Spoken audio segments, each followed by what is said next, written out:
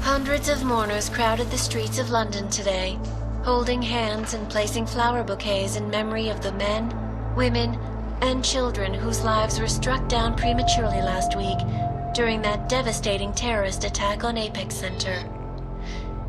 Details of the massacre continue to trickle in, raising eyebrows and leaving many people wondering why the United Nations has not yet put the Human Restoration Act to a vote.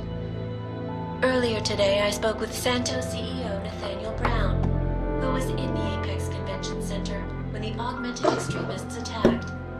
Brown had this controversial opinion to give. Now is not the time to make rash decisions, Eliza. People need to process what happened, to allow emotions to cool, so that wisdom and intelligence can guide us. Wisdom and intelligence, indeed. This is Eliza Kassan, reporting... Go ahead and roll your eyes, bitch. That act is dead.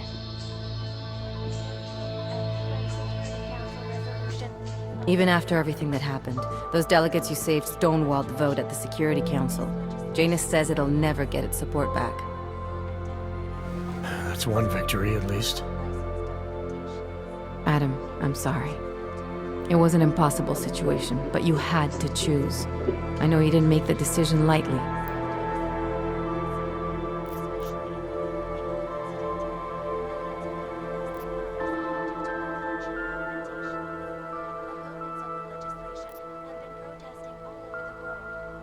I wanted to save everyone.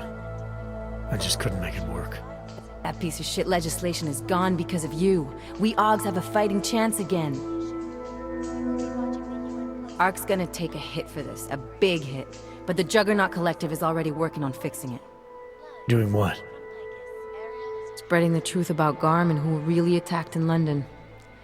We've been digging a lot deeper into Marchenko too. Publishing everything we find. Give us time. You'll see. The task force might be able to help with that. Are you kidding me? Shit, man, you're not thinking about going back to them, are you? Haven't handed in my resignation yet. You proved they were corrupt. You can get out of there.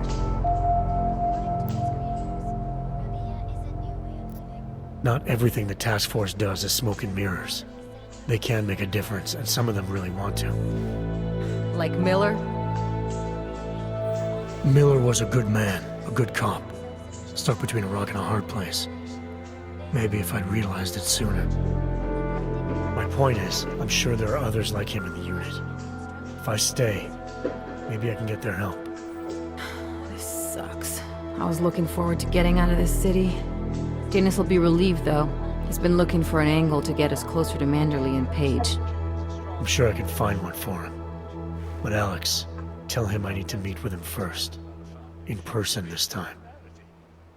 Because until I do, Janus is just another shadow pulling strings. This report just in. Law enforcement officials in Prague have tracked down and captured the bomb maker, whose deadly explosive devices claimed the lives of dozens of innocent travelers earlier this week.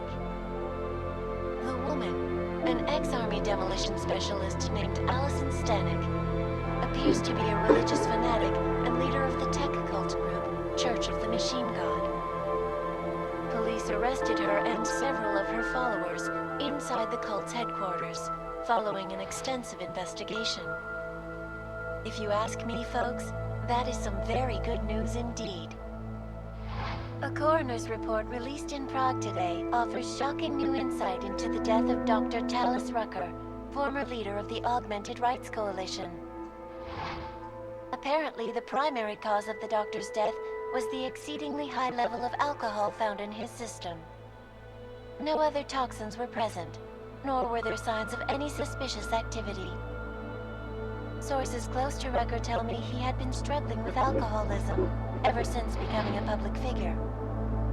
I am sure I do not need to remind you folks that the organization he founded, the Augmented Rights Coalition, has been linked to last week's horrifying terror attack in London.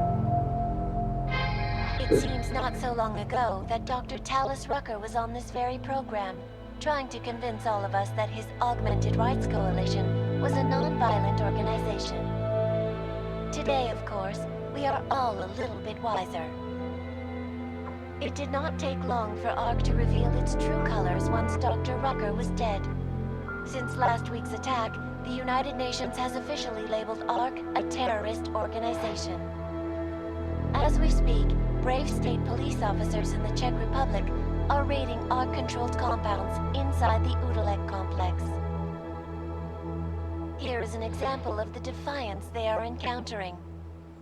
This is where you have it all wrong.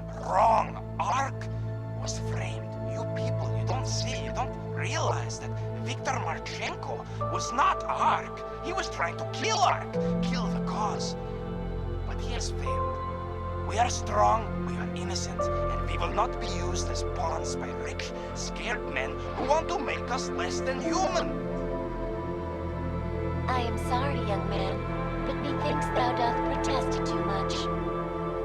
The Diwali criminal organization is under intense scrutiny this evening for their role in the London attack. Evidence uncovered by Interpol indicates that high-ranking members of the chapter in Prague supplied weapons and logistical support to ARC terrorists. Among those being sought for questioning is Otar Botkavelli, leader of the Diwali's Prague chapter. Sources close to Botkavelli tell me he has only recently assumed this role and should not be held accountable for past mistakes. I do not know, folks. Is this really the face of a man we can trust? Join the online discussion and let us know what you think. News out of Paris today, where a sharp rise in illegal underground publications may have links to a prison escape recently orchestrated in Prague. Last week, Czech state police were holding members of the underground news group Samizdat on charges of disturbing the peace, human trafficking, and media terrorism. The radicals escaped their holding cell, however, and are believed to have subsequently made their way deeper into Western Europe. Shortly after their escape, a radical publication called Silhouette began appearing throughout France. Has Samizdat rebranded itself as Silhouette? I am sure you will agree with me on this one, folks. No matter what name these people go by, there is nothing more dangerous than the spread of false news. Turning our attention now to a more colorful story. A recent incident inside an illegal underground drug laboratory has led authorities to the heart of Prague's Neon operation. According to sources familiar with the new drug, the dangers of Neon had more to do with illegal distribution methods and criminal ties than with consuming the drug itself. Make no mistake, folks, Neon is illegal, and the dismantling of this laboratory is good news for everyone. However, some government officials have hinted to me that the drug may have therapeutic benefits, and if so, a government-approved version of Neon could be made available to the public eventually. Further testing will be required, of course, so only time will tell.